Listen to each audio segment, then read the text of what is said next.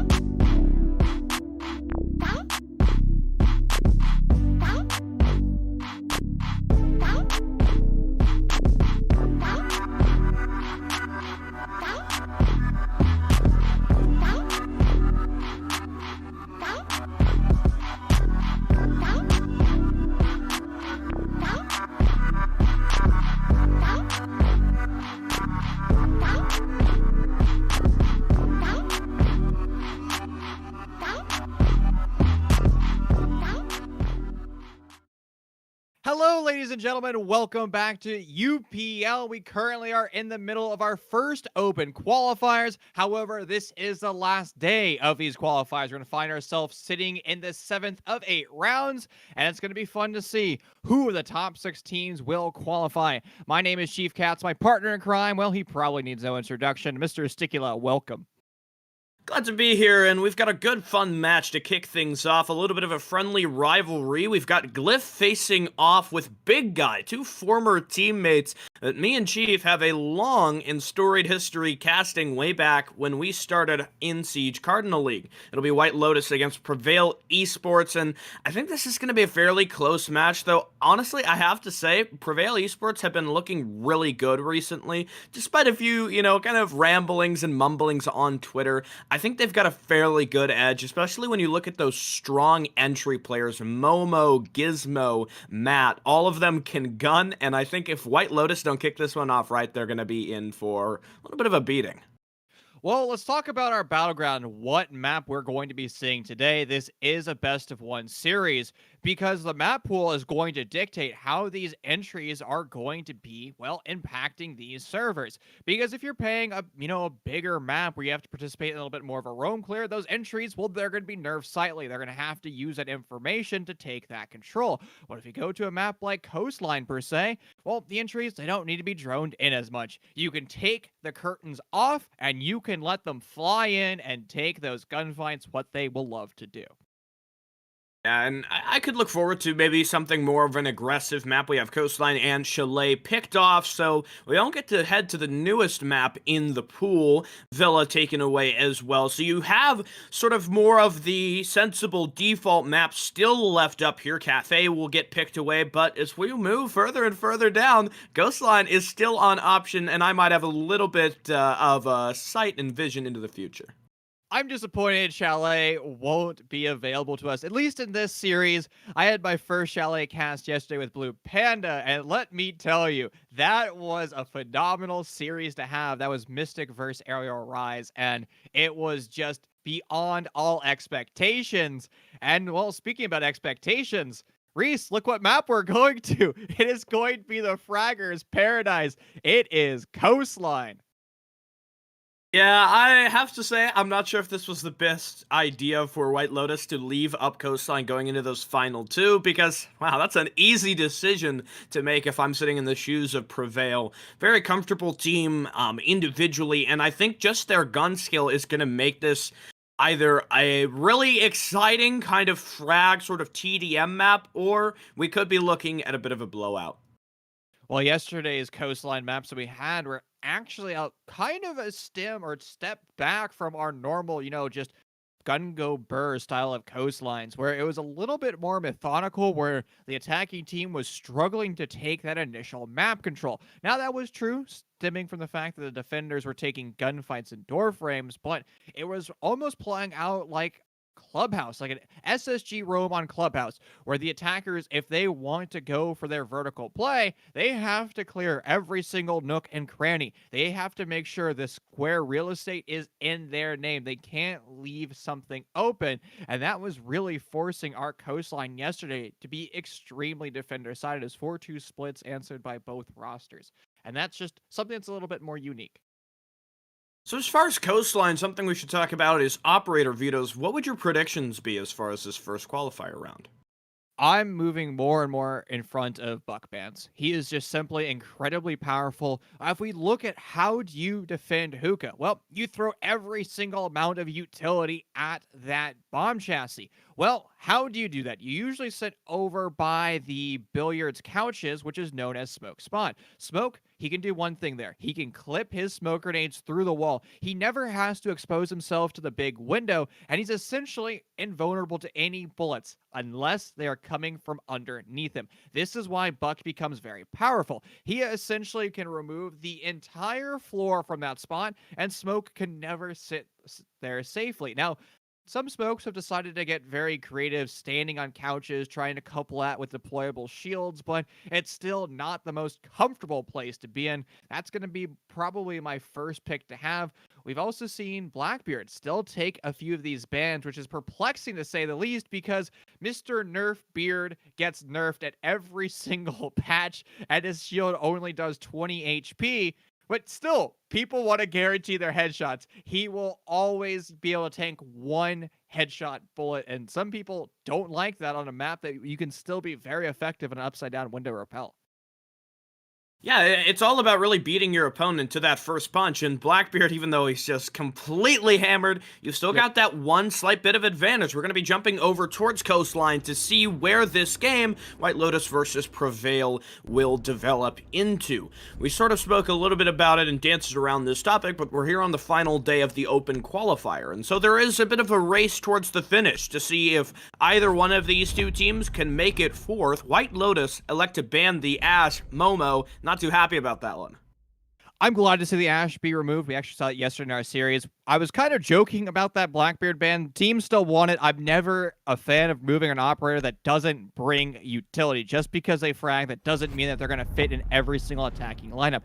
Ash, while she's known for being an entry, she can also play an operator similar to a flex or support role, because she can always remove a heart or any utility, whether or not that's a fixed shield, a Malusi Wub Wub. That's incredibly important. The age of brain dead ashes has ended. It is now the time of smart ashes, because if an ash dies in an initial insertion, your team is going to be in a terrible position when you actually go for that execute, because there is going to be a plethora of utility in your face. Ace is no surprise there. He's a strong operator when it comes to opening up that quad wall or any wall from range. Valkyrie and Goyo rounding that out. And again, with Ash off the board, you have to remove some of those deployable shields. Goyo has access to two. I think that makes perfect sense for White Lotus to go back from the Ashe and then towards the Goyo. It's going to sort of prevent a little bit more of your happy extensions as far as the defense you look at things. You know, you're not going to be able to use those shields to shore up maybe a 90 hull position if you're playing for a Penthouse and Theater extension. There's the buck that you had mentioned with that being left up on the board. Gizmo will waste no time. He's going to bring that skeleton key to bear and try to crack down on any attempts from White Lotus to hold off within the bounds of the objective. For the defense, in White Lotus's category, they're going to switch from the K towards the Vigil. So I wonder if this is them trying to waste time, delay Prevail's initial entry from the map, or maybe the Vigil is sort of less to hold control of the map and just to be a pain in the attackers by roaming and being undetected. Well, we're talking about OG rosters, we're referring back to SEL Season 3, where we'd see Glyph and Big Guy being on the same team depth. But let's go to a strategy that we'd actually see frequently on this map. That was putting Bandit Batteries or K-Claws behind deployable shields. That way, they're going to be a little bit harder to destroy. You can couple that with other utilities such as ADSs, and those shields will be almost impossible because Ashe's charges, they can't bury into electricity. Now, that strategy won't work since Ashe is banned, but it's still interesting to see how strats from 18 months ago could be incorporated into the new meta that we find ourselves in, kind of this weird hybridization between utility consumption simulator and information denial simulator. Now, another strong way of holding this bomb site isn't putting all of your troops on the site itself, but expanding your bomb site out, putting some of those roamers either over by the south side of the map, which is going to be by VIP and Master Bedroom, or you put them underneath to deny the insertion of that buck. We'll talk about the insertion already. The attackers moving on towards the map. Gizmo shuts down the Vigil as he tried to retake out of security and back towards the office. Great pinch there. Prevail forced him away from the lobby, and, well, Gizmo was in the perfect position to catch him as he ran through the single door. Now Inception will try to take the place, but still you've got members of Prevail creeping in at every opportunity and locking down on this possibility. It seems like most of the east side of the first floor is something that Prevail has thought about. They've got drones in position, and they're just working slowly as they gather more and more control of the map. Inception goes down. That's 2 defenders to fall without getting really much done inside of the Solarium hallway, and so White Lotus are in much more of a weakened position. Prevail are taking this, they're being patient, and they're getting all of the relevant intel before they decide to make the move. That's going to pay big dividends as their strategy moving forward on Coastline. I love this attack that we're seeing as you're highlighting. It's very methodical. It's swift but calculated, and this map devolves into pure chaos as we were highlighting before. But right now, Prevail is dictating every single stroke of lethality, and White Lotus isn't prepared for it. It's now just a 1v5, and it's going to all crumble. Prevail with a flawless round. Number 1, starting off perfectly well for them. I mean, that was just cold and calculated, as about as much as you could get a surgical start to Coastline, and Prevail looking like they perfectly read into what White Lotus were attempting there. I have to give it to White Lotus, you know, they sort of figured out what needed to happen to defend the bomb site, but so many people died to try and hold control of the middle floor that it didn't give you a whole lot of benefit, and the site was just ruins. Once Prevail finally decided it was time to attack the objective prior. I think if Prevail keep doing this, keep running with the same sort of patient work as you go, and don't sort of get sucked up into the defensive auspices, that's going to help you so much. A flawless round already, and Prevail look like they are well prepared for this map. Some small details coming out by White Lotus.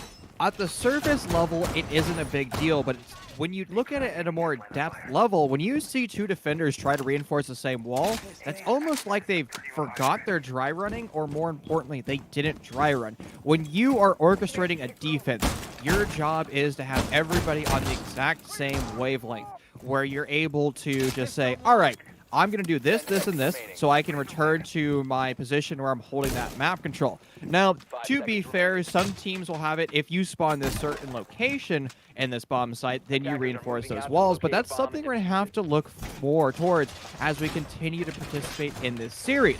Because if White Lotus are participating on these, big roams by themselves like they're doing in round 1, getting droned out and shut down by 2 different attackers from Prevail, pinching them at every single corner, well, we're going to have to say, is White Lotus the team that was prepared for Coastline?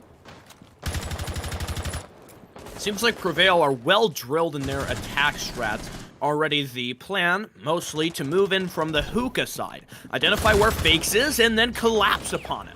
As the Jackal ping will go out, Exist moves into Vase, and down goes Fakes. The Vigil to die is that opening death now twice in a row. Inception will try to peek the corner. The prone angle gets the better of him, however.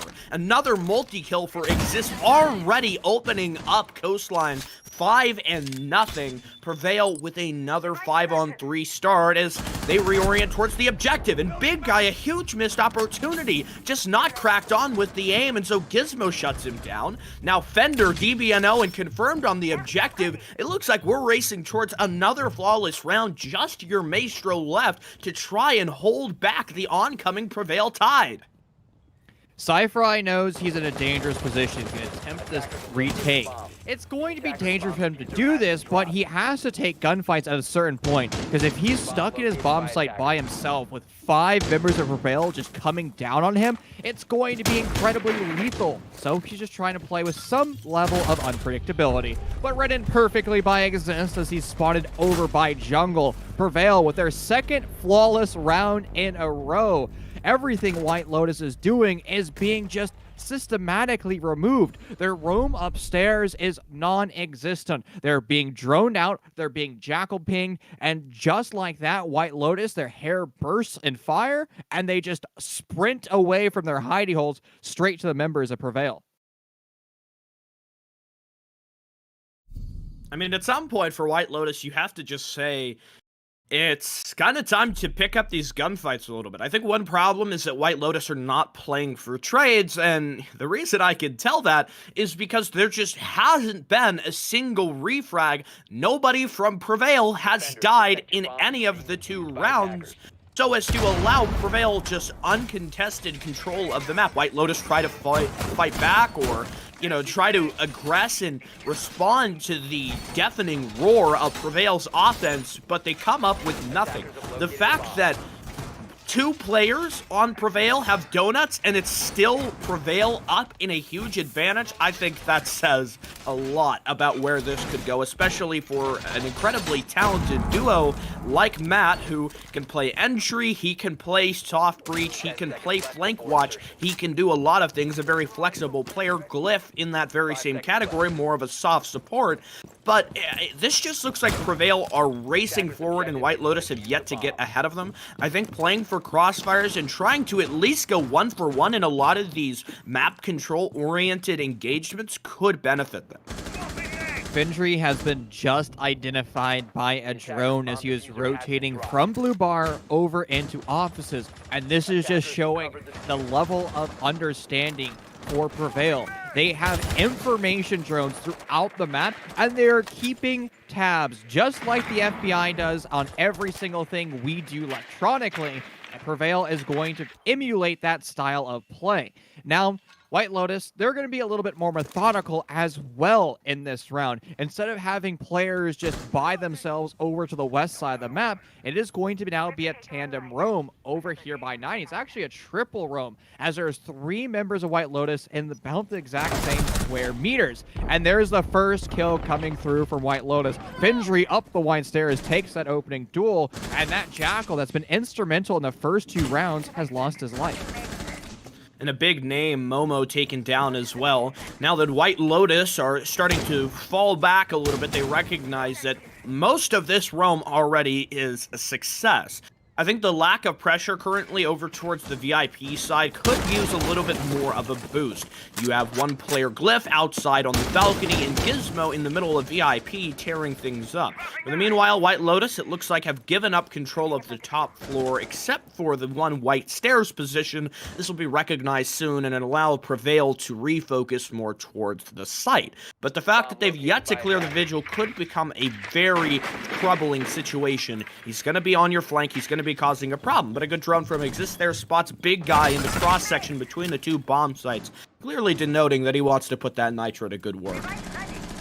There is a lot of emphasis right now from White Lotus in that actual bomb site. The only extension is once again Fenry over here by Blue. He's going to call him from additional reinforcements as he's being challenged from the window, but he's still in a dangerous position. Now it's Prevail's turn to also call in for additional reinforcements. Exist is going to be holding the T-Hunt hallway, just waiting for members of White Lotus to get on this aggressive angle. A concussion grenade's going to go out, but it misses it the first time. Now the second one will confirm that somebody is still lurking behind this blue bar. But Prevail, they have to take this control. They have to take these gunfights, and every second they waste themselves over here by that jungle is going to be time that is not an asset to them as it slips further and further away.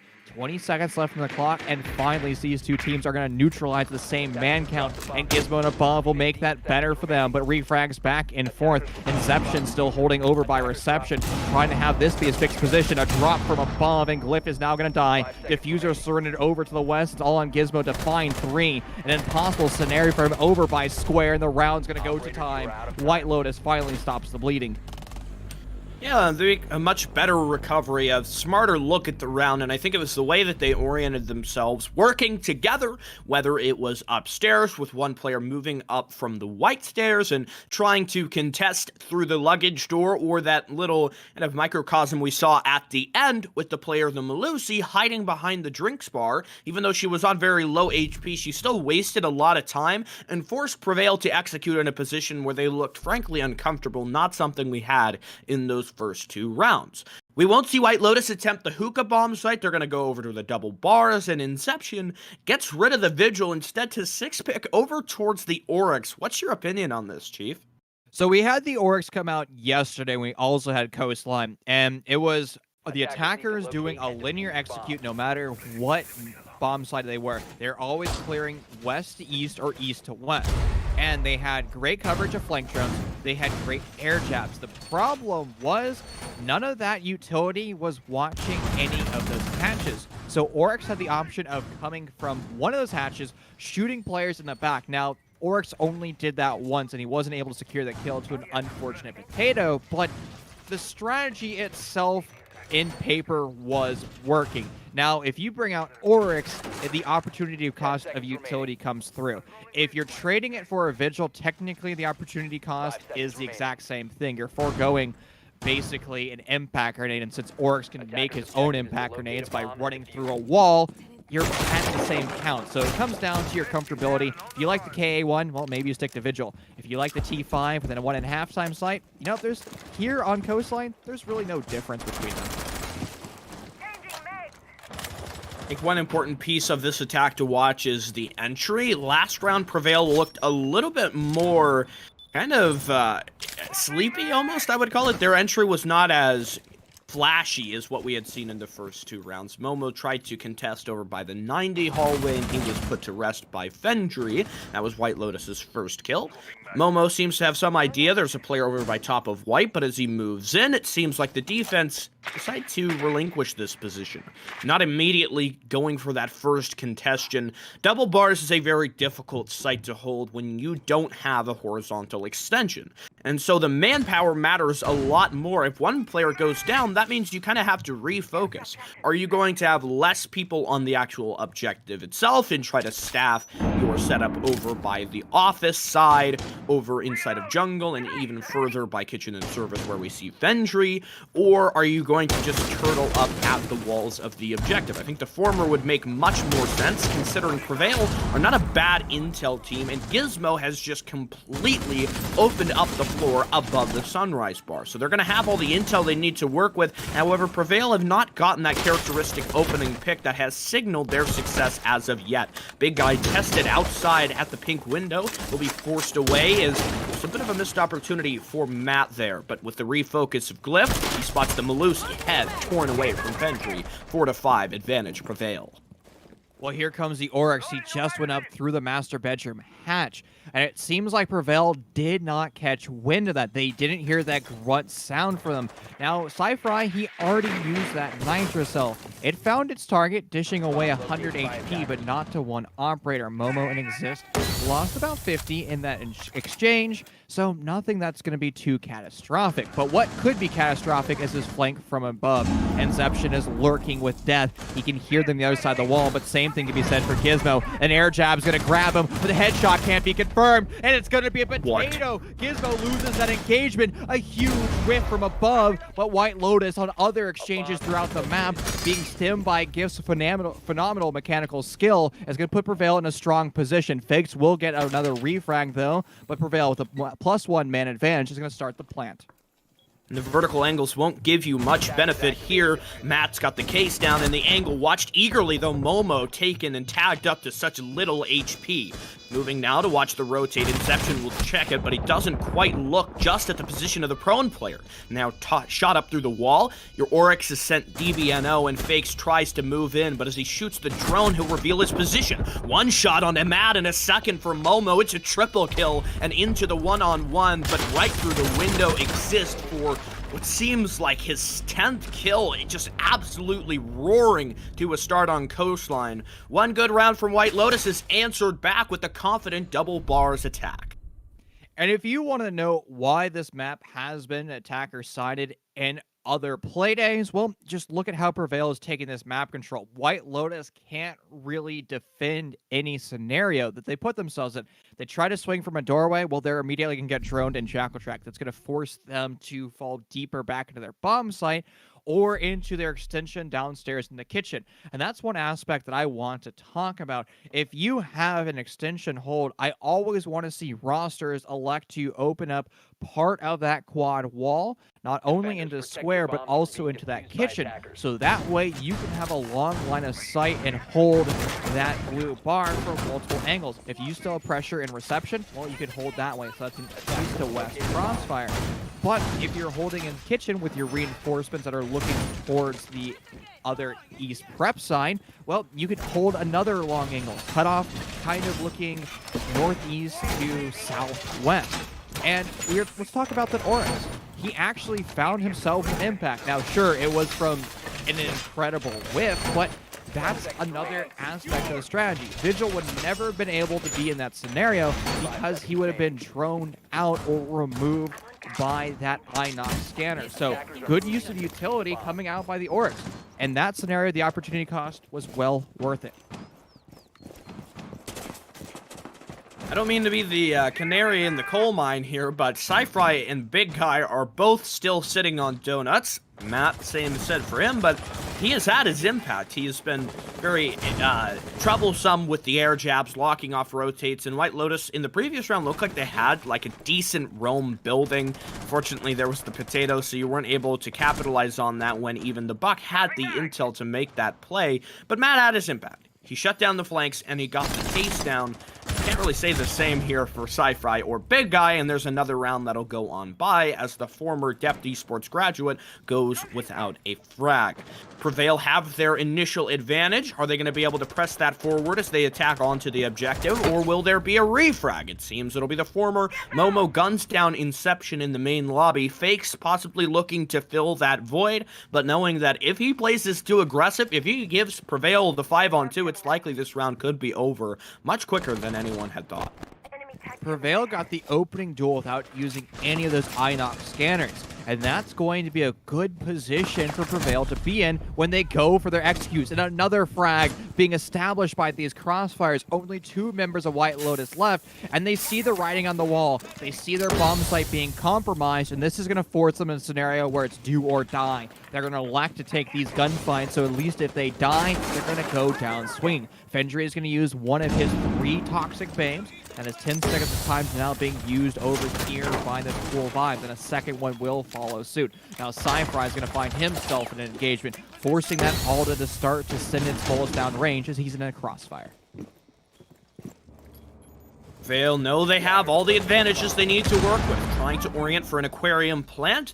No more gas canisters for Fendry is a bit of a difficult reality. Now you've lost your impacts, your Maestro's gunned down, and Smoke really doesn't have any ranged options minus the SMG-11, but you're against 5 opponents who are prepared to shut you down. Angle peek by Momo, the head is spotted and he'll thread the needle. Fendry goes down. Prevail a win on Hookah again. Their 3rd flawless round of 5 total played. A really impressive start, and Exist manages to secure 10 frags in 5 rounds. That's a 2.0 KPR. And the frags he's getting are just mechanically gifted. I mean, somebody swings on him. Fendry was the one that swung him in last round. And honestly, there's no way Exist should ever win that duel. He had to snap react to that. And poor Friendy was on the bad end of those M762 rounds. A good showing by members of Prevail. And everything they're doing is pure information gathering. Their drones identify where a member of White Lotus is playing. And you can see the troops of Prevail start to move. They start to establish themselves at a multi-angle cutoff, and then just like that, one of them pounces. And either the defender takes that gunfight, or they attempt to leave with their life. And if they go for the latter option, well, they're immediately going to be in another gunfight. And this time, they're not going to be positionally prepared for it. They end up losing that exchange. And then Prevail, well, they'll repeat that exact same step every single time they run into a defender. That is a great IGL, just flexing his muscles at every single roadblock that he runs into. A lot of the 2 to 3 opening frags for Prevail have to do when White Lotus is in transition. If you look at the previous round, you have Big Guy trying to loosen up on his Sunrise roam, the player inside of the courtyard feeling pressured from the main lobby with his teammate Inception dying there, and so he tries to fall back, he tries to return to the objective, but he walks into an area that Prevail have already got on lockdown and are well prepared to encounter a defenseman in. And that's just, it feels like the rhyme and reason of every round, except last time we saw Kitchen, where we go to here in the final round of White Lotus's defense. The way that they won this round was simply by playing better together, by coordinating, by securing those crossfires, and making sure when somebody pushed in as an attacker, Prevail have been very eager to do so, not often waiting at the start of the rounds to try and secure that advantage. There has been no crossfire, and that has caused issues. Momo just kind of creeps up from the side of the lobby. He finds Fendry, who was not expecting an attacker, the Jackal, already to be in this position, and I have to say I wasn't expecting it either. And that's just the power of Prevail, just taking map control one by one. It's a flurry of orange kills. Prevail will find 3 almost instantly. White Lotus will get 1 back, but the storyline that we've seen on every single White Lotus defense except for one is going to pan out once again. It is 2 on 4, and we haven't even hit the halfway mark in the round. There is still 100 seconds left, and Prevail, they can just use that utility to be successful, but they won't go for that option. They line up perfectly for the Alda, and now it's 2 on 2. An incredible showing by Sci-Fry, and he's looking for more. He can hear the barbed wire being meleeed in that door frame, and he's going to spawn one of his Pokeballs going down range. Exist is going to take a little bit of HP, but that 5.56 weapon can now do a little bit less damage. And there we go. Maestro forced out of position by the frag grenade. One will nearly line up. Glyph to rush in, confirming the kill. Exist planting right at Pengu. And now Big Guy into the 1-on-2 clutch. A lot of remaining utility for Exist here. He'll go prone. Nitro is tossed, and the Zofia manages to just barely dip out of dodge. The rotate for Exist to play passive above. And Glyph so far back inside of the blue bar. Because Big Guy has to vault over this table, he's going to be in such a compromising position. If Exist goes above, there's just no way that he can fight back here. Prevail win the round. A nice performance there from the final 2 members of Prevail's attack, but I have to give a little bit of criticism to the way that Prevail executed that, almost opening themselves up to a huge hero play from Sci-Fi on the Maestro. I think that goes off without a hitch. If you just take the buck, slow things down. We've already established there is A 4-on-2 with 90 seconds left, just move your buck into VIP. Open the floor. Now you've got kitchen control. If the defenders don't die trying to run away from the actual kitchen side as well, you can just jump in the window, force the plant, and that's a round one in what would have been a much more confident manner. But even despite that, Chief, it's 5-1. Quite an unexpected scoreline. Prevail are looking hot. And the thing is, every caster under the sun wants to preach that coastline is attacker-sided. Now, if we look at Siege GG statistics, Stage 2 of NAL, this was actually the only map that wasn't attacker-sided or defender-sided. It had a 50-50 win rate. And so by that logic, using the sample of T1 play, you would expect this map to be a little closer to 3-3. And even when this map was going attacker-sided, at most, we would see 4-2 splits. 5-1 splits at the half were extremely rare, and that was just usually a roster having a better understanding of how this map was played. But nonetheless, we have to give White Lotus the opportunity to start an attack and see if the storyline was truly Prevail being the masters of attacking coastline, or if it's just the orientation of coastline coming through, where White Lotus are going to have their own answer to their oppression, dealing with this roam clear systematically, shutting it down, and then going for the execute. It's going to start now in the first 15 seconds of the round, where they start to send these drones down range. You banned Momo's Ash on attack, but you did not remove his Vigil on defense. Momo, another name he goes by, Rat Boy Wonder, and he loves to play those sort of rat positions, hide out, and try to make sure the attackers don't get full intel on him. Sitting behind the bar, the drone goes by, but it seems as though White Lotus do not have the full information to deduce that the Vigil is still hiding here inside the main lobby. If Nomad gets off the drone, does not attempt to recheck the lobby space, there's a likelihood that Prevail start this one off swinging at a 5-on-4.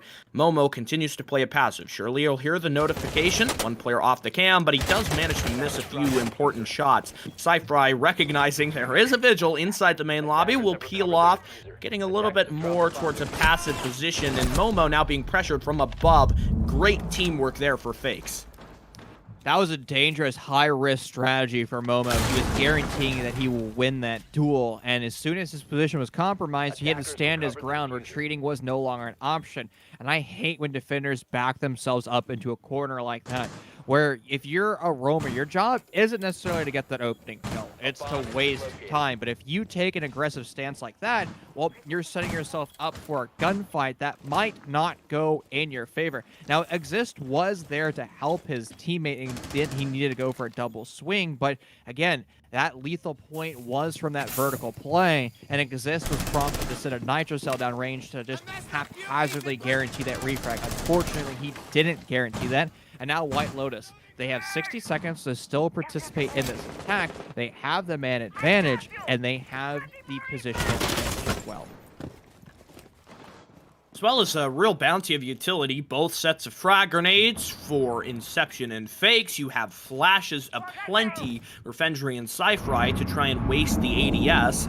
Gizmo tucked up here inside jungle. It seems there's an attacker waiting in the courtyard, perhaps to cut him off. Glyph will try to play the bullet holes. It seems unaware so far for Inception, who sits still on the right side of the double door at Aquarium.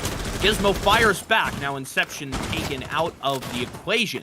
DBNO, Prevail nearly taking the man count up, and Big Guy teases the corner, but gets shut down. A great headshot by Matt, and totally disrupting White Lotus's play. They had such a critical advantage, and now it's a 1-on-3 for Fendry, who has terrible field position as he challenges in. It's another one for the smoke player. Prevail win round number 7, their first defense, now moving them up to match point. And the offsite pressure wasn't the problem for White Lotus. It was actually their on-site execute that hurt them. Even with a man advantage, they never really put themselves in a position to go for the plant. And it was like, we know, or White Lotus knew that they had to still watch their flanks. They knew that there was members that could flank them. But what about the biggest question? How are you going to win the round? Well, there's only two options. You either go for the plant, or you go for the kills. They elected for the plant option, but they never really set themselves up for the position to do so. They never removed those smoke grenades, and they were haphazardly challenging angles. Now, what would have happened if we saw a Buck come in from underneath and start to remove some of that pressure points? Well, Buck wasn't in play. You never had the option for that, and you could still do that with a different operator. Let's say Zofia. You send 2 of her impact grenades, or you even have your sledge send a frag grenade. You soften up that bomb site. But White Lotus, they just went for the frag game, and sadly, they lost the frag game. Yeah, I think you're right on the money here. And, you know, if I was White Lotus, I'm not going to try to play the fragging game against Prevail because that's their thing. Momo is incredibly talented. Same for Exist. There's a reason why he's 11-1. And I think just playing that a little bit more default and trying to go for the vertical play from above, that would have maybe maintained. Matt would go down, who got a double kill, who was instrumental in cleaning up White Lotus in that final stage. And you might have just saw a little bit more of a likable round. Another wrap play for Momo. He's droned out inside office. His White Lotus are prepared to try to capitalize on this. Inception outside of the blue bar window, but Momo kind of recognizes this. As he falls off in transition, he gets Fendry, eliminating the Habana, removing the X-Kairos, and so you won't be able to get any usefulness out of that. Exist misses an opportunity as he peeks the window. There was one player still Inception outside of blue bar. The feed of one player spotted, but what? He totally misses it. That could have been a freebie onto Glyph to trade out the death of Fendry, but instead, it'll be the Jackal who's left crying. That was a heartbreaking series of events right there. Now, White Lotus, they have control of security. They have control of blue as well as opposite, but they need to convert it into something a little bit more. They have to deal with an Alden that's now sitting in front of them over by reception, and they haven't dealt with that vertical play either. The whole point of Kitchen is to have that top-down clear. You soften up the defense from that vertical play so they're no longer comfortable in their bomb site. Now, we have seen a lot of teams be successful with these linear clears. The thing is, you have to start to win your gunfight, and you have to be quick with your engagements. That is an powerful kill to have. Exist has lost his life. That is the second time he's died, and the man with 11 frags is silenced, forced to watch the default cameras. White Lotus trying to pick up the pieces and move their focus back on towards the site. I like the position you see Gizmo holding here, waiting up on Cool Vibes. All he needs to do here is just exist. That's going to divert the attention of White Lotus. They're not able to solidly establish a footing inside of jungle, and even if Gizmo manages to get just a tiny bit of chip damage, I would call that a win. Look at the position you have for Maestro waiting in the lobby. He doesn't have anybody pressuring him from security. If he wants to, he can swing the hallway and try to gun him down, and it's that distraction the Maestro in lobby poses that allows Gizmo to find Inception. Could this be the nail in the coffin now as Momo drops down the hatch? Fakes will shut Gizmo down, trying to play the Cool Vibes position, but here's Momo. Double kill for him, and it's a 2-on-3 White Lotus. Serious disadvantage here, needing a big play to be made by Sci-Fry and Big Guy. Here goes the Vigil, creeping the angle, Sci-Fry exposed. Flashbang will blind the Nomad, further adding to the time delay, and Glyph from main lobby. The strategy of the defense works out perfectly. The Zoe will find one, but not the second. Prevail, a dominant 7-1 showing. Perfect execution on Coastline. I was not expecting this series to be just so one-sided. If we look at the overall ranking right now, White Lotus is the 5th highest seed, and Prevail, they're the 6th seed. And that milestone that we saw today, well, it looked like there was a gap, a century-long gap between these two teams. I mean, it was night and day.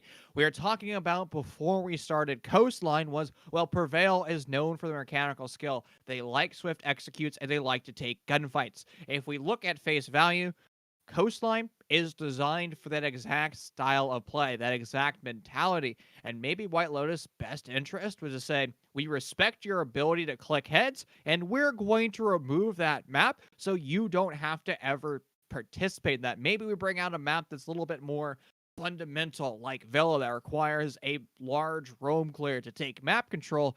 However, I don't know if that's going to be the option as well, because look at face value for Prevail. Their attacking executes. It was methodical. It was fast, but swift.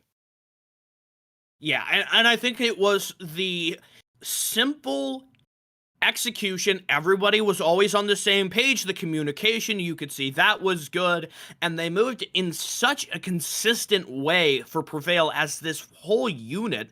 It allowed everybody to play to their strengths, and I think White Lotus probably should not have brought this team to Coastline, because we see exactly one of Prevail's biggest strong points. But given the incredibly blitzing nature of this match, none of the other games are done yet, so we're going to be waiting for a little while as the rest of the matches finish and we move on to the next round. With that being said, we'll be headed to a bit of an extended break while we wait for all of the rest of this round's games to finish up. Stick with us. Break shortly, then we'll be back.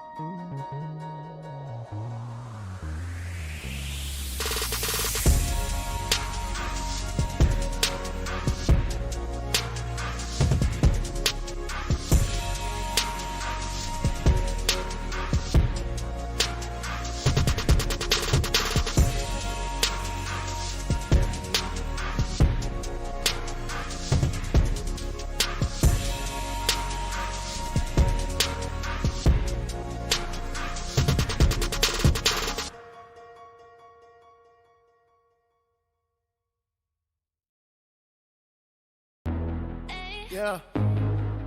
Yeah. Boo. Boo. She gon' bust it. She gon' bust it. She gon'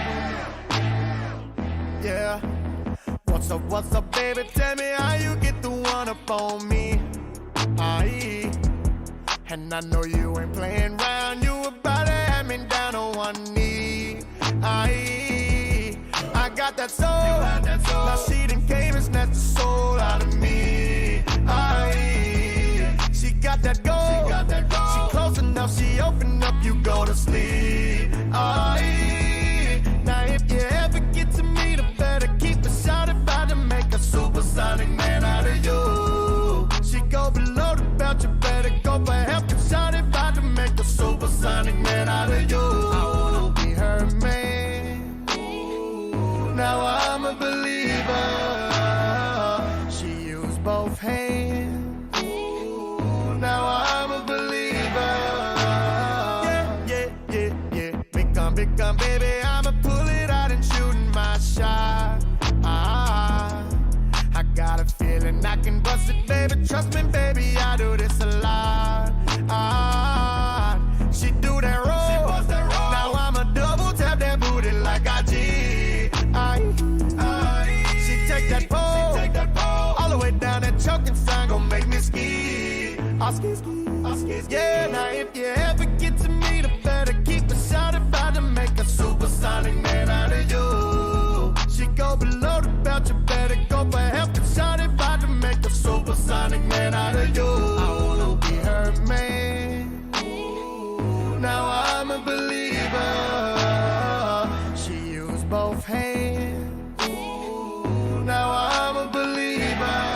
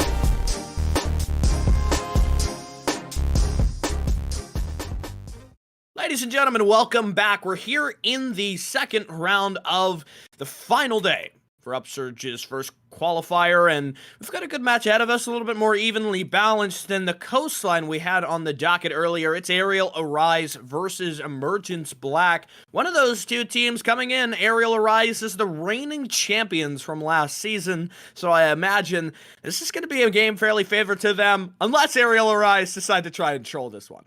The problem is Emergence is our second highest seeded team, currently sitting at 15 points. Aerial Rise is seated at 7th points with 12 points, or seated in 7th place with 12 points. The problem with that is you have to have 5 wins to guarantee yourself a spot in our league. And that's the problem. It's not guaranteed now because there's multiple teams sitting at that 12-point mark. So when you get to 15 points, that means that's 5 wins. It's going to come down to round differential. So right now, if we're just looking at the bracket, 9th through 2nd have the option of qualifying today. Team Mystic, they're sitting at 18 points. They have already guaranteed themselves that spot. We also have some more news. Prevail have made it in through the qualifiers, so that's one less uncertainty about what's to be determined here. Aerial Arise have had a few tough matches. I mean, they've lost probably more than I would expect. Specifically, one game that I would not have predicted to be an Aerial Arise loss was their 7-8 performance against Intense, which is no shade to Intense. They're a good team, but Aerial Arise are the seasonal champions from just last in the winter. So, I mean, it's for them to lose against Intense, who did not even have a very good playoff performance, kind of tells you something. That's a good way of putting it, but let's look at where we're going to be playing in this series. Again, this is just a best of 1. Now, Chalet is a map that we saw Aerial Rise play on stream yesterday, and it was a hard spot for them to play on. They struggled on the newest addition to the competitive pool, but we are extremely happy to see that first ban roll on through. Borrigan removed by Dash. He loves us truly. Yeah, thankfully we won't have to go there. Cafe taken away as well. My least personal favorite map, which lines us up with the possibility of something like a consulate or a villa, clubhouse, and even chalet. All of those are available here. You mentioned the chalet game. I've been eager to try and get into another chalet cast, having only casted it once so far. There's your villa removed, and so it's really coming down between seeing the chalet or maybe a clubhouse as the final two. Chalet banned by Emergence Black, and I'm not really too surprised by that. I think Clubhouse will serve as a better middle ground for both of these teams. With Aerial Arise making changes recently, they haven't had the most amount of time to get prepared on the relatively uncertain map like Chalet. And Clubhouse being a legacy map, being reworked back in year 1, or actually map buffed is what the developers called it at the time. Everybody who's played this game competitively or in ranked knows the memorization of Clubhouse. They know exactly what they do. When you're upstairs in CC, you rotate over, you open the west. It has been written in stone. At this point, it's a 10 commandment. And that's why it's become really refreshing when you see teams like Aggro that have kind of just ripped the wood away from Clubhouse and has decided, we respect that it's a defender-sided map. We're just going to make it attacker-sided. We're just going to change up the entire meta. So maybe these two rosters, Aerial Rise, who's played aggro in the past, is able to channel in that inner meta, learning from one of their best rivals and applying it here against Emergence.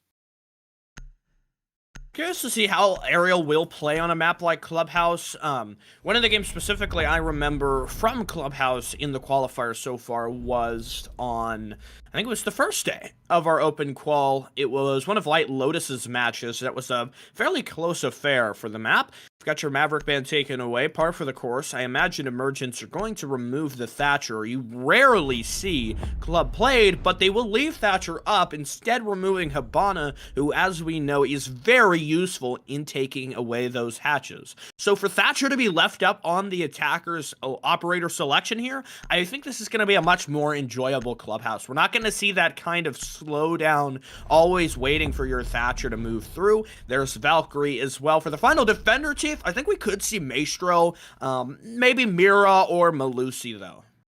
I would keep the Maestro up on the board simply because you have EMPs on the table, which means one EMP will open up the shutters of that camera and you can shoot it away.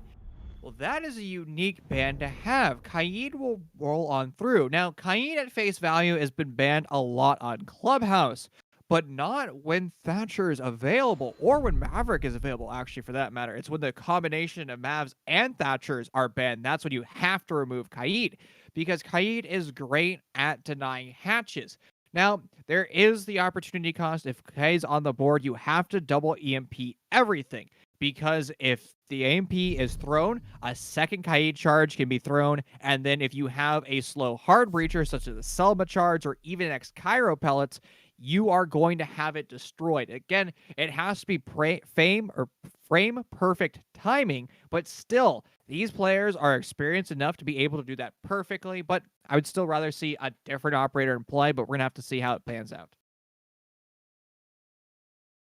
Being that it is Aerial Arise playing, I'm curious, August not here. I wonder where Aug is, considering that, I mean, he's on the mainline roster for Aerial Arise, who, if you don't know, they've made a lot of changes, especially if you look back at kind of the long-standing Aerial Arise, the team that won CCS Season 5. Their roster looks much different than what it does today. In fact, the only member who still is here from that iteration being Dami, the long-standing kind of flex and flank watch player. You've got multiple members coming off of sort of the Joe Academy era with Adapt, Axe, and Woods all sharing that fame, and Spiker, who most recently played for Neo, is in play here. Chief, I don't know if you have any additional information about why Spiker is playing for Aerial, or... I have no intel. I mean, it's refreshing to see him. I mean, we casted him back when he's on In Control Nation, and that was quite a long time ago. I don't think people remember that he had like a 3-week stint with In Control Nation. So I guess he will also be reunited with one of his fellow teammates from that team. That is going to be the head coach of Dash, who we were talking and joking about earlier on.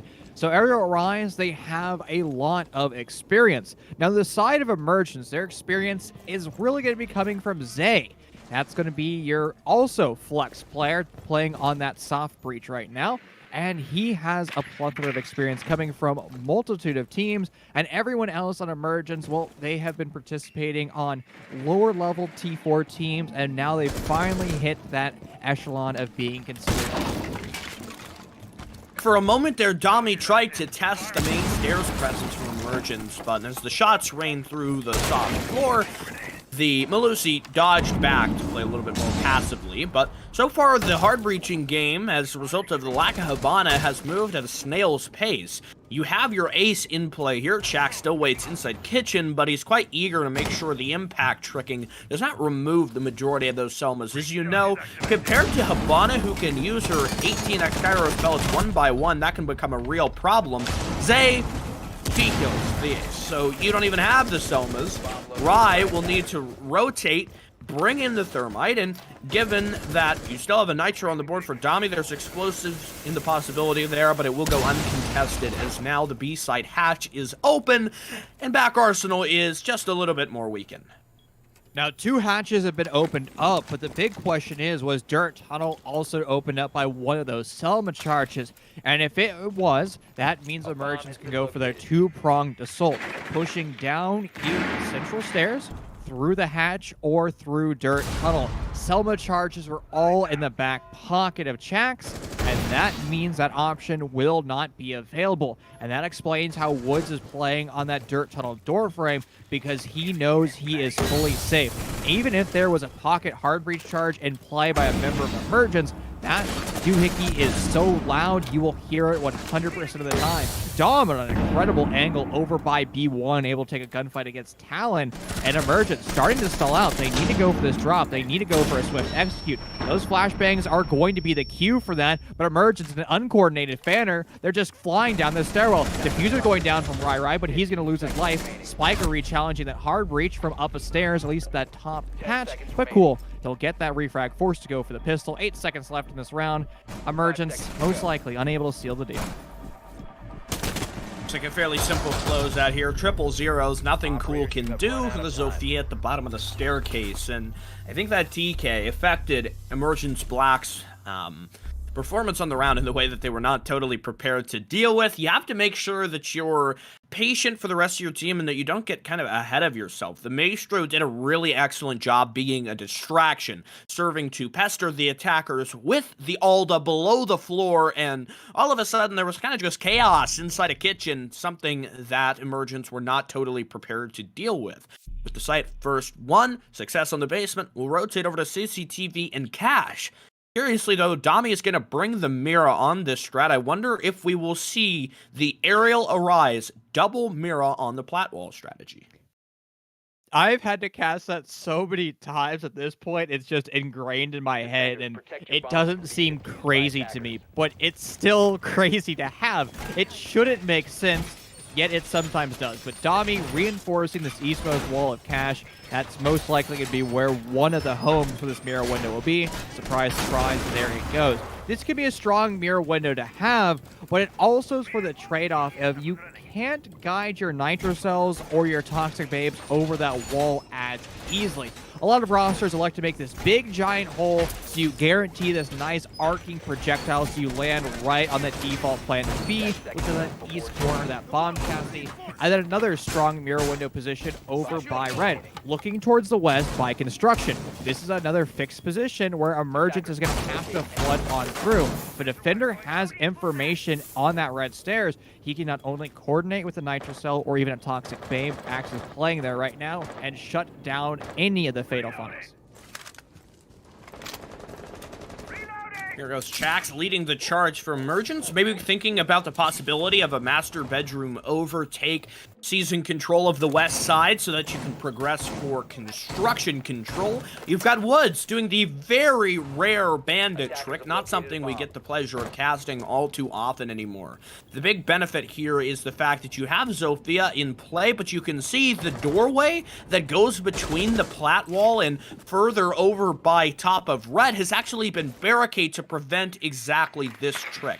You can see Cooley will check below it. He's got the lifeline sent out now, but it's likely it won't affect Woods. The barricade is still up, and because of that, you're not going to be able to use the concussions to force Woods away from the animation. You don't have anybody in position for frag grenades to try and disrupt the wall. Here goes Woods. Battery goes down, exothermic detonated, but Rai unsuccessful on the first attempt. Tries it for a second, but still, because of that barricade, having a very difficult time of going about this. Zay will expend his frag grenades. It looks like tossing them in. Is Woods going to be able to get it? It'll come really close, but no! Blown to smithereens. An unsuccessful bandit trick. 2 big picks for the Zofia on Platwall. Cool just held mouse 1 as soon as he saw that down and got a lucky gifted kill. Somebody from Aerial Rise decided to trying to save his teammate's life, adapt, put in an awkward position. That also means Rafters has been relinquished, and Emergence, they can just use this clock to their advantage. They can start to fan out towards the west and open up that other side, that west con wall. Now, Spiker is going to do his own rat style of play, isolating himself over in the big bathroom, and if Emergence doesn't drone this out, they're going to be in a world of hurt. They've gone by him entirely, but they still haven't directly found him. Spiker is just going to have the best trigger discipline in the world. Wait time till he can hear the attackers actually going for their execute, and then strike when least expected. And the drone economy is terribly low for Emergence, so they don't even really have an option or drone available to try and suss out the position of Spiker. Could be the Jaeger as an instrumental part of this round. He'll flank around. Dami finds Cool, but there goes Spiker. Getting the first. Sledge inside logistics eliminated. Another one to test him, but Talon wins it on the swing, and Axe caught well out of position for Emergence. Excellent coordination there to open up the main wall, even despite Aerial Arise's best efforts to keep it closed. An instrumental part of the round and an excellent response for Clubhouse, opening up the scoreboard and tying us up 1-1. I have to say, I love the Aerial Rise defense that we saw in that round. It's a refreshing strategy to have when we go back to the OG days of bandit tricking, where you reinforce that wall as well as that door frame with one of those green barricades. You double mail it so you can vault over it and it stops all those concussions. The thing is, Emergence has to go back into the archives of their mind and realize, what is the best way of dealing with this bandit trick? Well, let's go back to utility consumption simulator meta. Why don't we just clear the bottom floor of the map? Let's push in through stocks. Let's push in through lounge. Send one of our explosive devices sky high over by that breach. And unfortunately, it's going to be in the back pocket of Cool to do that, unless Zay wants to expend one of his frag grenades, which is an option. That way, that floor is now a big gaping hole. Woods won't be able to sit there comfortably at all. He can still go for some tricks in the corners, but it's very dangerous for him to do so. And that way, you've almost guaranteed that you're going to be opening up that wall. I highly doubt Woods is going to be so brazen as he was on that trick because he lost his life trying to overextend. Up doing? Is he looking for drones? I think maybe is the idea here, but none really giving away. As Emergence actually kind of played well surrounding the intel. Not a rare sight we can see. They'll save all the drones and adapt, preparing for the spawn kill. Aerial Arise a little bit lax in this round, but the Thermite Rai does not immediately challenge up over by Warehouse, preventing an opportunity for Adapt to earn his first frag of the map and allowing EMG to remain in fighting form. I think they're going to be a little bit faster this time to get your sledge over outside of the CCTV window because the frag grenades serving as a distraction were instrumental to make sure that the bandit's trick was not going to be something that worked.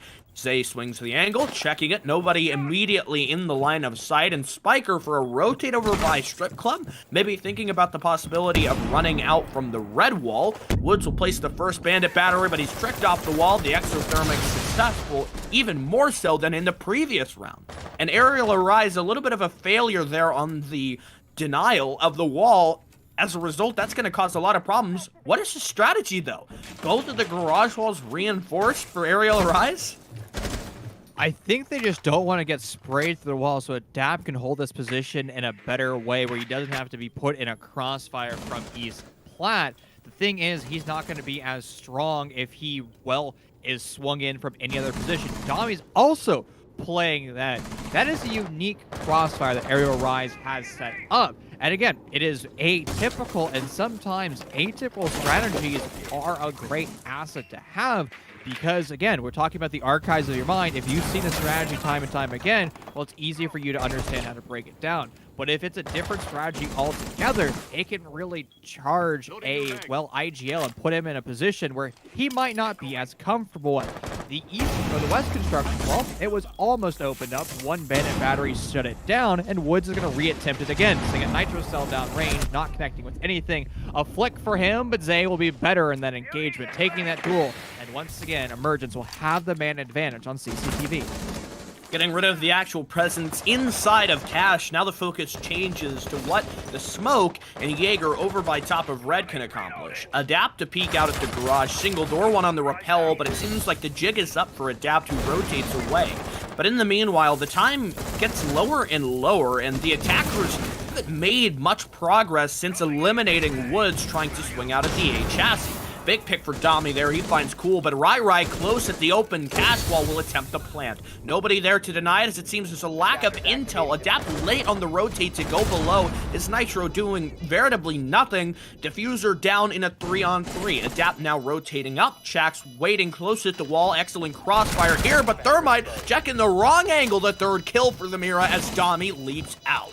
Could this be possible? Seemingly looks like, as Dami still waits at the wall, maybe going for a quad, but the pace here for Aerial Arise has got to speed up. Lacking some intel, they don't know just quite where the position closest to wall is, but a big play for Axe. Now as Zay is into the clutch to try and rip this one back. Dami nearly halftime left.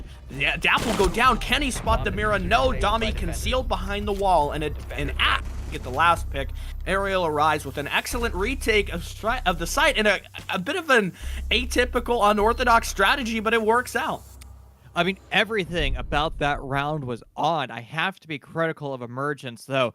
Getting that bomb down was an accomplishment, to say the least. They did a lot of steps right to get to that place, and unfortunately for them, that's where that attack went wrong for them. They decided to double hold Crossfires, which on paper isn't a bad thing. The problem was they weren't coordinating who was holding what. It all started off with Rai. He has to be prepared for that window jump out. I mean, at the end of the day, that is the most basic aggressive play to break down that plan. Because when you run out that window, you have two options. You either challenge close on the windowsill or long and Alonji. Either one of those is basically the same lineup. So you have to assume it's coming out. Even if there was a Claymore there, it's not good enough to say the Claymore will watch my back. And after that, Aerial Rise just started to win gunfights. I mean, a strong and valiant attempt coming out by Zay, but at that point, too much of his teammates were lost. You have to be on your A game in that post plan. And again, it makes sense. Every roster is dry running their attack, so they're comfortable up until that execute. But once that plant has gone down, it's impossible to be able to dry run that because you don't know which one of your teammates is going to be alive or dead. And you don't know how many of them are even going to be available to you. So you just kind of have to say, I'm holding this angle, you hold that angle, we should be good. I don't think Emergence ever made that dialogue. I think we're starting to really get into what matters as far as Clubhouse. Your Aerial Arise, I like the fact that they don't just, go for the default strategies. They're trying out a few different things. That's what qualifiers are for sometimes. For a team like Aerial Arise, who is predicted to win, they're attempting a little bit of a different run at what each of these objectives will look like. On the Church side of things, 2 reinforcements were placed over by E-Box in a little bit of an unconventional manner. Usually you might just have only 1 reinforcement placed there, but it seems like the Church side is a little bit more important, and I think that makes sense. It's less impactful in terms of the vertical game. There's really nothing that you can get done by using a buck or sledge to capitulate the A objective, and so as a result, I think Axe armoring it up, reinforcements on one side, and then a Mira strategy with a soft wall over by the Moto hallway could be beneficial. One thing to remember is last time we went here, it was a bit of a disappointing round in that Emergence had a team kill trying to address the difficulty of Adapt playing below the hatch. An attempted impact trick will come out from Adapt. The explosions above him will force him away. That hatch has been opened up for free at the cost of some hard breach utility, but it's well worth it for them. Now Emergence with 1 Thermite charge and 1 Selma charge, they could in theory open up any single wall or hatch they want. I'd like to see them open up that dirt tunnel. However, Zay, an impact player for Emergence, has lost his life to a Nitro Cell. When you're executing on this bomb site, you always have to be prepared that any soft floor that you sit on, well, there's the opportunity for that C4 explosive to rain terror on you. Unfortunately, Emergence was not prepared for, and Aerial Rise will now be prepared for the blue hatch opening up wide. Emergence have kind of stalled out a little bit here in terms of the pace, maybe refocusing to eliminate your Melusi inside blue. Cool giving a scare as the Melusi continues to dodge out from Generator. Another player supporter as the deep Mira window is going to feed some intel. Now they've recognized Talon is the Thatcher down at the back end of the Moto, or rather oil hallway. Dami will pick one up, but too low HP to try and battle against the Zofia oncoming. But here's Axe, a big pick to shut down the blue take. All of a sudden, only 1 remaining attacker with 25 seconds to try to find this round. I think we've had our result in round number 4. This looks like an Aerial Arise victory, defending the basement. But with CCTV in their pocket, winning it in round number 3, that means we'll have to go to the first tertiary site of the game. Chak's just baiting for picks at this point at the end of the hallway. Cool did the exact same thing when he's in the scenario back in round 2. Well, they all line up for him. That could have been the kills to pad his stats, but he'll lose that engagement. Starting off with his defense for Aerial Rise, it was perfect. I preached this defense so many times, and it's frustrating that T3, T2 rosters never do it. Aerial Rise expanded their defense up the stairwells. They sniped 3 drones. They retreated down the stairwell. They repeated that, and then they just went to their true defensive positions. At that point, Emergence lost 60% of their drone economy, and you said it best. You said they looked a little bit lost. That's because Emergence never had the information game to really guide those attackers into positions to win gunfights. And we also saw hard breach utility still in the back pocket of members of Emergence that they never used. why not just open up Dirt Tunnel? You don't ever have to push in through Dirt Tunnel, but as long as you create that opening, Aerial Rise is going to have to respect you for that. They're going to have to assume that this is an option for you to take. But if you leave it closed, they don't ever need to think about it again because they're not going to get shot in from behind. It's the same concept that you have with Big Window on dorms in Oregon. You never need to execute from that position. As long as that window's open, that threat level from the defenders is going to be high because they have to treat that as an active position from the attackers. 10 seconds remaining. I'm kind of curious what the idea here for the Aruni is. Adaptus put one of his Surya gates over the Mira there inside construction, so maybe this is to protect against in the event that it gets popped. You could sail a nade through. I think the same is true for this one placed inside Gym, but there's no additional castle barricade to guard off the Jacuzzi side. I think this is going to be Aerial Arise playing the wall soft. It's a fairly common interpretation of the strategy. Woods will rotate the barricade for the meanwhile, so you've at least got that prepared. Bit of a chance for Adapt. Very, very late reinforcement. Zay will drop down. Maybe he'll be able to get that sledgehammer to use. In fact, he does. Shutting down Woods in a second for Zay. Terrible play by Aerial Arise, who set this up in such a lackadaisical way and wasted so much time. They really deserve that. Wait, was that wall left soft and they were reinforcing it while they're getting sprayed? That's unfortunate. That's something that you shouldn't see ever from a team of this quality from Aerial Rise. A big oopsie for them has lost them to their roster count. Emergence, they're still going to continue on through the train tracks of this round, opening up the east side of the wall on the east side of the map. So that means they can go for their execute, clearing out the cash power positions. Axe Mirror Window will be removed by a Selma charge, forcing him to get aggressive with SMG-11. But he sees no member of Emergence and forced to retreat. That SMG-11 a little bit unruly at long range. Imagine they try to go reinforce it after the fact. Like, as soon as Emergence get distracted, they attempt that strategy. I would really be interested to see how that would pan out. DBN out for Spiker. He gets Rai, but Zay is there to fill the space, and still Emergence keep at advantage, but the Jaeger taking a lot of punishment. Dami, the roaming Mira, coming up from Garage, could catch out Cool, who's still playing incredibly passive. The big thing is here, as he vaults over, if there's a drone or a sound call, he might go down. Dami, a missed opportunity, but a cracked shot onto Cool. Meanwhile, Spiker, even he's low on health, still manages to fend off Emergence as Aerial Arise, despite the weird play at the Jacuzzi balcony. They pushed back Emergence, and there doesn't seem to have been the full capitalization of this early mistake.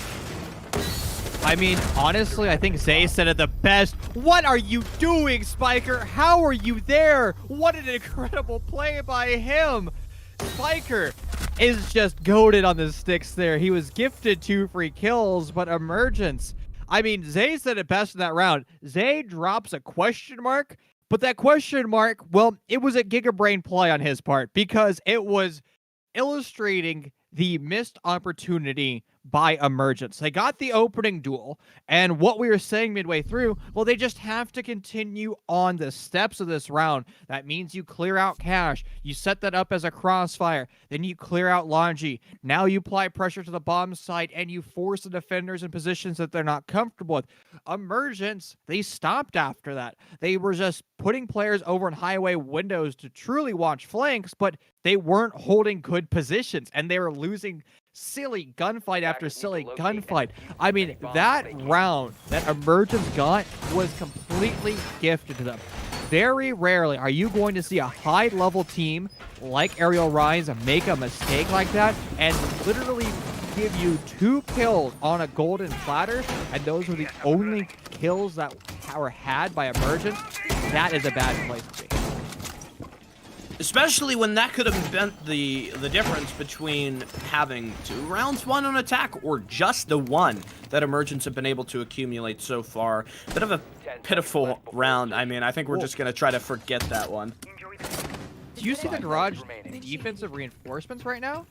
one in the south panel, one in the north panel, and that's it. That is something you don't see every day.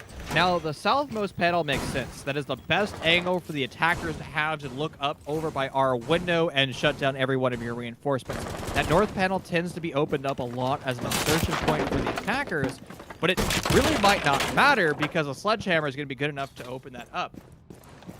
Interesting. And I'm going to have to ask Dash about that one because I've never seen that before, and I wonder what's the philosophy of it. So I can't really answer that question. Aerial maybe needing reinforcements in other areas, so I think that would be the idea because we're playing sort of a vertical extension holding below. You saw there was shotgun holes opened in the stock to stage wall so that when emergents try to push in, maybe they're getting their Zofia to come in from stock to use the breaching utility on the bandit batteries or just to open up below to compromise Axe Miras. But that's not really what emergents are doing. They sent one player in from blue. Dami is completely out of position, trying to use the cardiac sensor to look into stock, but he won't even find anyone because emergents aren't down there yet. All focusing on the one player who stepped into blue, and the rest who are... I honestly don't know really what they're trying to do. This seems like another round where the focus of emergents is kind of all over the place, and you can't afford to let Aerial Arise go 5-1 at the half because this is not going to be Aerial who only win one round on the attack. I can guarantee at least 2 or 3. I mean, yeah, Aerial Arise is a strong executing team. And emergence, if you want this pressure, you have to flashbang dump or adapt is going to make a small misplay. Now, he didn't know exactly where he's being pressured over by R2, and he just exposed a little bit too much of himself. Trades back and forth, and once again, if Aerial Rise loses one of their man count in a miraculous fashion, they're somehow able to rectify those mistakes all around, and Dami is still lurking somewhere off-site, using that pulse cardiac sensor to guide information. Now, he's over by construction, which means it won't be a vertical nitro cell for him, but he can still call the emergence push. He sees exactly where 2 of them are, which means their members of Aerial Arise can just keep their guns up in that position. Bit of a misplay for Cool. He tries to charge in and go for the default plant, but he's choking on that toxic canister, moving from plant position to plant position, finally settling on close right of the breach. Different smoke canister tossed deeply there from Woods, but it'll allow the plant. However, as Cool attempts to exit, he's cut down the plant, and look how far back Talon is, completely away from the objective. Because of these reinforcements, Chax can play so passively here. This is nearly unbeatable, and you can tell that the intel is just not in position. Dami gets cut down, and so Talon, fairly easy pick. Chax still waits atop of rafters, but I'm not sure why the Thatcher gives it up. Either way, one of the attempted to plant it down just picks him off. Bullet straight through the head. Wood still needs to contest, but as he leaps through, does not check for the close right at Garage Rafters 90, giving Emergence their second round on attack. Closing out the half at 2-4, respectable margin, but clearly a few missed opportunities here on the road towards Clubhouse. You know, Reese has a perfect opportunity to make outside in the crepes references because that's exactly where Talon wins. He just goes away somewhere out, who knows where, taking those gunfights. And great positional awareness from Emergence. They realized that planting in the default place would have been just too risky. Those were 3 toxic babes and 2 nitro cells that were sent his direction if he planted in the traditional spot. I could promise you with Cool on that low HP, he would not have survived that. And that's what I like about Cool. He's a smart player, he's mechanically gifted, and he's going to say, you know what, this is too risky for me. I'm going to do something that the defense wasn't prepared for. And we're also very critical of Emergence in that round for putting a lot of emphasis in clearing out Garage, but to their credit, they're able to do that in a relatively quick manner, only using about 90 seconds of the game clock, and after that, all they did was set up their execute and go for it. I think that could be broken down as far as the Rafters play, simply because Aerial Arise didn't really play together. They had this vertical extension, support from below, but 2 of their people kind of just got isolated and picked up. First, it was the Melusi, who just got peeked. She wasn't, totally covered by rafters. There was no additional pressure from Lounge or Swamp or Red, and so you were really just kind of shooting fish in a barrel. Fortunately, Aerial Arise did not peek at the right opportunity, and the one kill that we did see come through in rafters was immediately traded back. 2 to 4 at the half. We'll see Emergence avoid the danger of being only 1 round away for a match point, but the focus now will be in Aerial Arise's corner to see how they perform on the attack and what changes they make compared to how Emergence attacked this objective. Well, so far, it's a textbook showing from Aerial Rise are rotating over to the west as well as the east, so they're going to have the option of opening up both walls at the same time. Aerial Rise is going to couple that with a good drone economy, and Spiker underneath is going to have the pressure in from Stonks to deal with Talon. If Talon attempts this bandit trick, there will be a grenade underneath him. Now, only an impact grenade, so he'll survive it, but he's going to lose a lot of HP. He still goes for the trick, and Spiker wasn't able to capitalize on it. Talon has to head for the hills, and the wall was opened again, more or less for free. Now, Spiker, he is going to leave Stonks altogether, and he's going to do his best Talon interpretation, going over to the outside shipping docks rafters for an incredibly long angle. That begins to charge in. So far, Aerial Arise success. Wall is open. Can begin to prepare for the execute. Spiker is just playing so passively here. He's got all his utility expended already. Claymore put down, Lifeline shot into the objective, so he can kind of just focus on the matter at hand. Reorientation for Aerial Arise in the meanwhile, perhaps, but 2 players will give up. One onto the rappel, Sledge back in position as the Ashe thinks about going below. I think spotting out Zay's shield, you could use the breaching round to perfect use to try and disrupt that, if that's the plan, as far as what Axe wants to do. And there he goes. Zay sent DPNO, perfectly played. I'm sure Axe will check the scoreboard, realizing that he has downed the Maestro, and then relate that over, or at least tell Dami to get the frag grenade and send it through. However, there's still an ADS in position. That doesn't matter. Axe will send the follow-up. Zay down, Aerial Arise to advantage.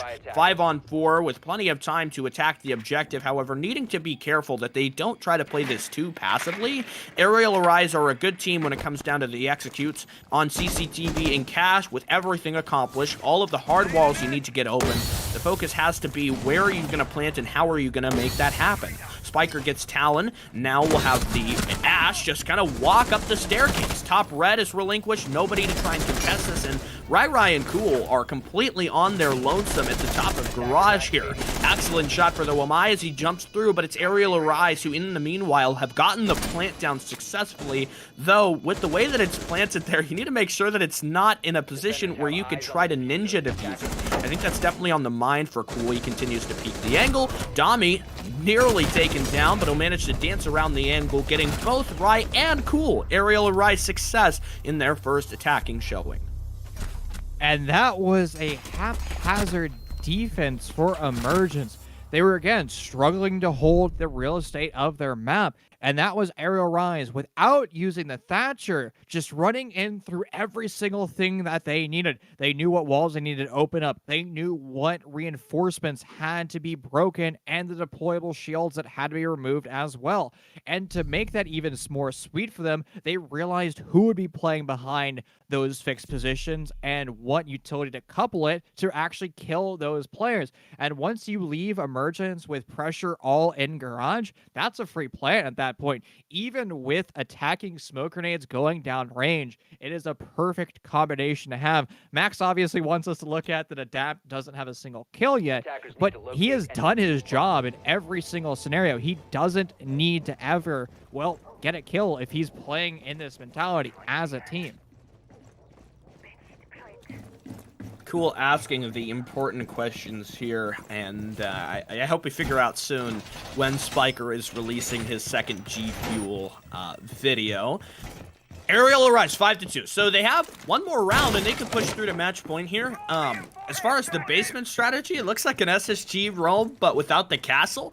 As far as you've got all the reinforcements in place that you would traditionally expect, I imagine the Mozzie has mute jammers to stop the drone. So, I mean, Aerial Arise could get slowed down by this, or they could ignore it. Which of those do you think is more likely? It's hard to tell right now. I mean, I'm just assuming Aerial Rise is going to, do their due diligence on this clear and take them out one by one. Because, again, with this SSG-style roam, Aerial Rise, they're not going to be the team that goes for a Brazen Rush. I would still hope so. I mean, Aerial Arise, it's just about that decision-making. But Dami moving in from strip side. It looks like Aerial Arise are going about this in the normal way, just checking for all of the roamers, and then piece by piece accumulating the map control. You've got your Hard Breach put to use. Adapt will get the Selmas tossed on out, and now the Jacuzzi open. Good droning work here, so you can make sure everyone from Emergence in their two-man roam is understood and then capitalized upon. You've got Jax, Zay, waiting over by Cash. Seems like they're feeling a bit pressured. You can tell that Aerial Rise are not going to want to waste much time as they move in from the top floor.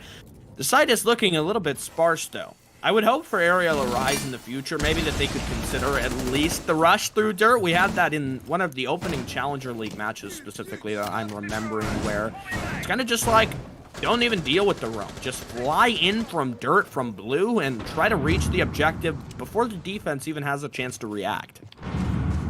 It seems like Aerial Rise has a lot of map control. Emergence has fallen off before 90 seconds. Now, it's better that you fall off and not die. The thing is, did you give up too much time? Will Emergence have enough fixed positions on this bomb site to be successful? Because here comes a traditional play. We're going to see this vertical continue to happen. And if you're newer to Rainbow 16, and if you're an Ash player per se, or even a Zone player, always crouch when you place a breaching charge on a wall, so that way the explosion will propagate to the other side and you can make a larger hole where you can also rotate from, but also challenge the defender correctly. There. We've got Woods waiting at the hatch time, lower and lower for Aerial, who do not have the opening kill to try and back their push. They do have a little bit of intel. The Mozzie's position known at Drinks. Adapt had the angle to check for it, but all Zay needs to do really is just sit still. Don't overexpose yourself. Don't backpedal into the line of sight from the church wall.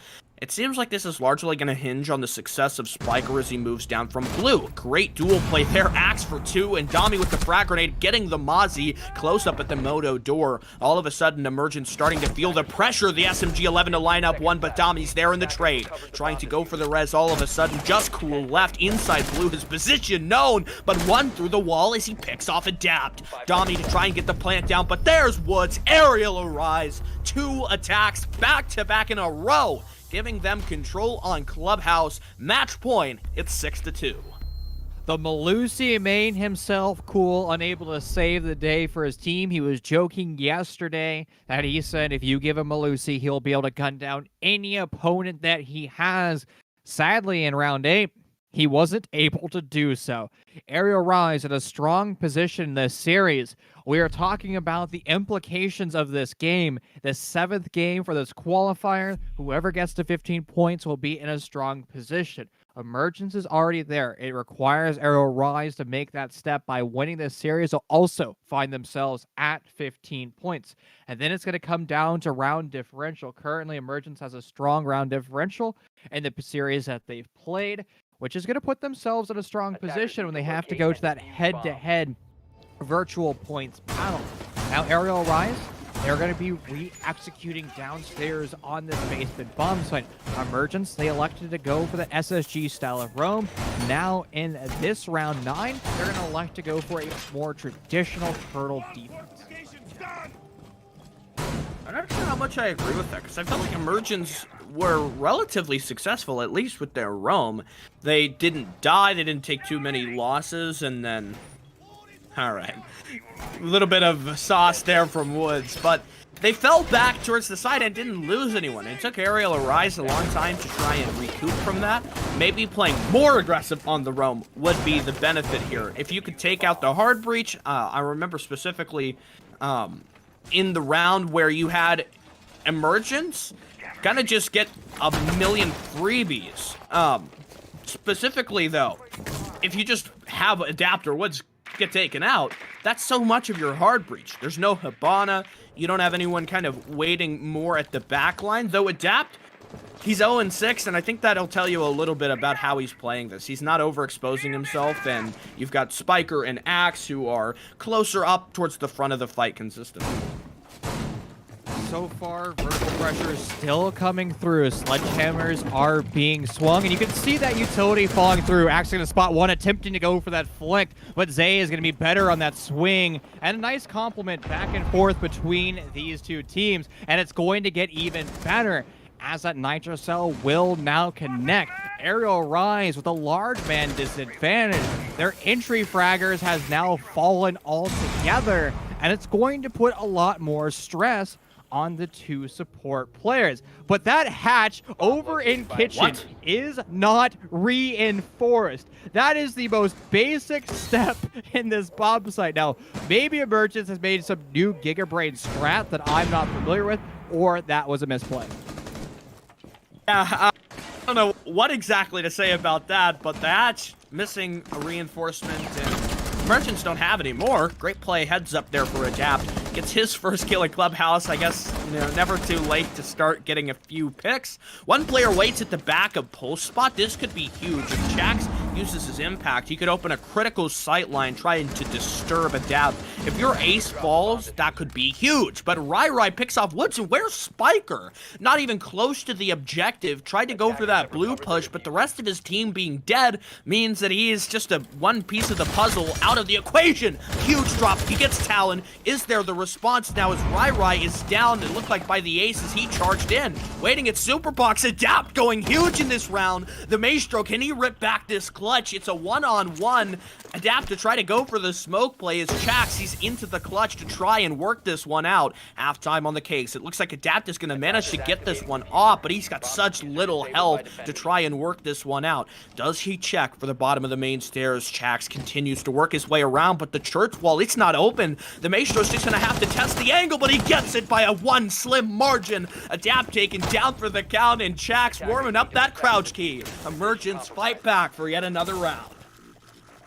Adapts was still on the struggle bus, and oh no, I love the BM in this lobby, and if you know any of these 10 players, this is their specialty.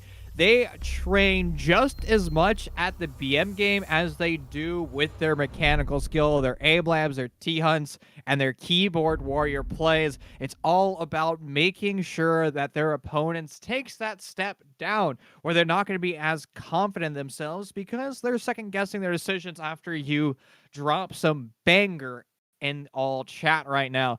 But Aerial Rise, to their credit, they suffered greatly in those opening duels, losing 2 of their roster count almost instantaneously, and able to bring that back to a 1v1 in the post plan. That's incredible endurance coming out by Aerial Rise. And even if you get that opening duel against them, that's the second round that they've shown that they're more than capable of putting themselves in a winning position. Defenders, protect your bombs from being defused by attackers. 3 more rounds, and Emergence can fight this one back to overtime. We just had a little bit of word as far as the bracket goes. If Emergence win this next round, they are guaranteed to make it into the regular season. So they don't even really need a win on club. They just need to make sure that Aerial Arise don't close this out at 7-3. CCTV and Cash, I'd say it's definitely possible. But looking towards round number 7, last time we went here, what do you think the biggest mistake was that Emergence made that contributed to their loss on the site? Their inability to hold real estate. And if they're going to go for that bandit trick, which they're not, they have to put pressure down in stocks. Again, if you're a defender, you have to design your bomb site around the ability to waste time. And if you just put all of your eggs in that bomb site or even in the buffer rooms around it, you can see how Aerial Rise applies that pressure and starts to break it down. And so you have to have ways to make sure the attackers never get to those staging areas. And again, since you're not impact tricking or you're not going for a bandit trick, you don't necessarily need to do a denial of stock. But it's still in your best interest maybe to snipe away one drone that enters through stock. There are multiple ways of doing that. You can either bullet hole it through a wall or you can do a vertical hole like this, but it has been identified by one of those drones, and now that hole can work out both ways. A little bit of a discovery there for Woods. Cool playing inside of blue, but oh my! Spiker crushed by Talon playing the bullet holes and the question mark to boot. Not even a chance to shut down that Melusi, and Emergence getting a little bit fiery here in the chat as they mount their comeback efforts. Wow, what a start. Spiker lost, and so somebody else for Aerial Arise has got to start to step up here. Last round it was Adapt who got a multi-kill, really moving his team forward. Was that an impact trick from Zay?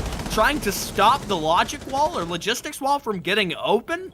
I don't think Aerial Arise were totally prepared to deal with that. Now one piece of their hard breach is gone, and only Woods has one exothermic left. He's over at the main breach, now sent DBNO. A huge play from Chax, no more hard breach. Aerial Arise have just one wall open. Luckily, Axe could try to use the breaching round, maybe get in through the cash wall into construction, or the other way around, really. But Talon continues to tack on. This looks like Emergence ready to take this round, guarantee their spot in the league, unless Adapt and Axe can suddenly move this one back in the other direction.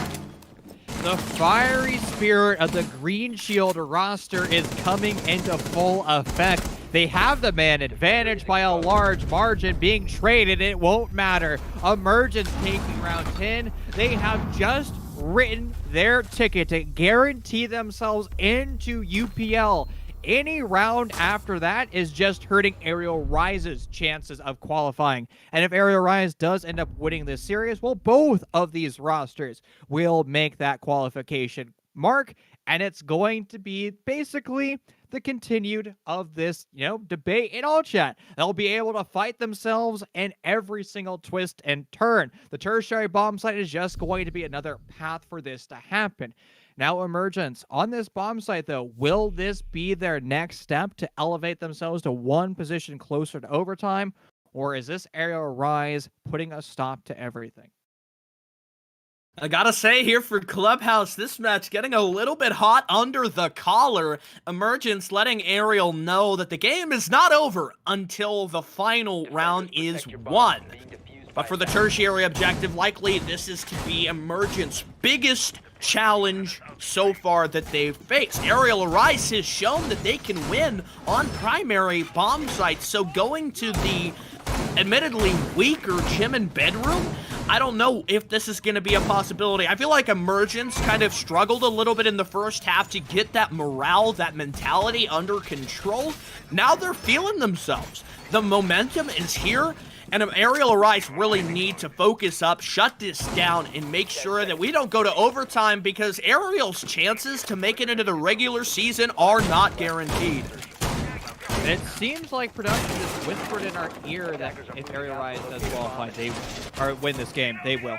Oh, so Aerial Rise has just qualified, and actually it comes down to the fact that the aggro just forfeited a round or forfeited a series. So the situation is still continuing to develop, and we'll publish our official results as soon as all of our series are done, but it's just interesting to note as this game continues to move on through. We are going to see a large off-site pressure for Emergence, but it's not going to be in the traditional manner that you'd expect. We are used to seeing a lot of teams expand themselves out into cash box. However, no reinforcements there whatsoever. It is going to be the kind of the new iteration of this defensive hold that is going to be the logistics office as well as that construction room hold. But there is one wrinkle to this. That is going to be that hatch that Zay just heard open up.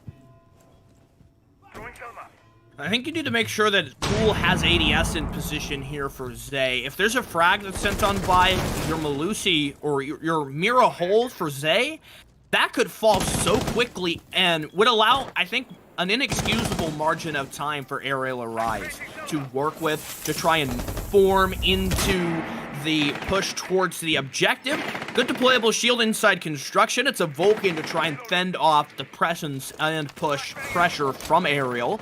We'll have Spiker bring out the lifeline. Looks like that deployable shield not long for this world as Dami sends a frag in, the Vulcan will detonate, but here's Talon below needing to make sure that he can put that Nitro to work. Something we don't often see is the verticality. Big play for Talon. Spiker's life ripped away. Emergence on the comeback. Will that Nitro and the stall out we see done here by the mirror window be enough? Perhaps not. Dami, waiting on the hatch, has managed to push away the Mira's presence from Red, but the Selmas, for some reason, do not manage to actually break the Mira itself. Finally, for the second, it's now open as Zay is sent down. Is Rai going to be enough to stop this? Perhaps not, as Dami's heating up. The opening kill seems not to have mattered much, with Rai on the ground. Cool being pressured at the window, managed to transfer the shots over, but immediately two rip back. Dami, a quad kill. Can he get the ace to close this out against Cool? Low HP for the Jaeger. It's Woods who steals it.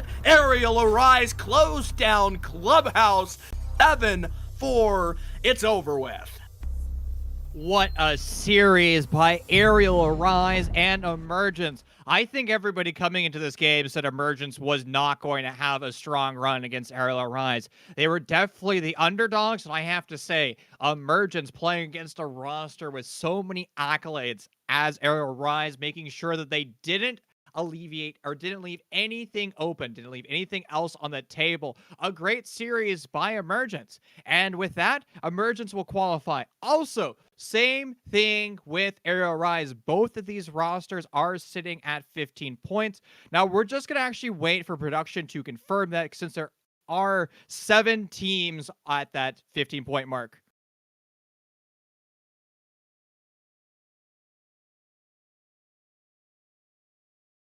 So we're still waiting to get everything confirmed, and I'm really looking forward to seeing what the level of competition is going to be like. Aerial Arise, we're starting to get a little bit of a shake there towards the end of Club, and it's kind of one of those moments where Aerial finally closed it down on Jim, and it's just like, GG's, don't ever type again.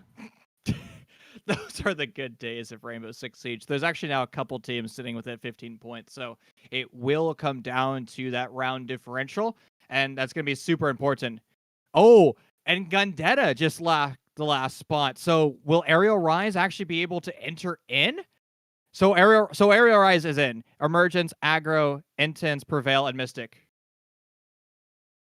Oh, so Aggro will not be the ones qualifying now. Since they had to forfeit the last game. That's so unfortunate that we're not going to see Aggro, and I don't think they're able to play in our next qualifiers too, which is going to be heartbroken. Okay, so Aggro still is in for the second round of qualifiers, so that's refreshing to see them there at least. Yeah, I'm surprised by that. I think Aggro were probably one of those teams where earlier in the qualifier, there would have been no chance that they wouldn't make it in. Aggro have had an incredibly strong run, especially if you look at their performances in SCS. When they came into SCS, people were like, who is this team? You know, they're going to finish at the bottom. You know, they're not going to have a great performance, but they've shown that they can rival even some of the strongest teams. And we have participating in T3 competition like Team Mystic, like Neo. I mean, they're keeping their head above water in the best way possible. But just to clarify, the teams that we have confirmed is making it in: Team Mystic, Prevail, Emergence, Gunvetta, Aerial Arise, and Dallas Vendetta. Prevail are the #1 seed overall. Chief, is there anything that you have to say about this? I'm not surprised to see Mystic in #1. What I am surprised about, though, is Aggro not making it. Like, if you were to give me $1 million just to pick, who's going to be qualifying, Mystic and Aerial would have been my surefire bets, followed by Aerial Rise. And it's interesting to say the least, but that, ladies and gentlemen, is why you don't forfeit series. And I would die if Splash, now known as Rexavy.aggro, was the one who slept in and made them forfeit. Not again. How many It's the second time if he didn't show up, man. So. I'm gonna have to yell at third. Splash, man.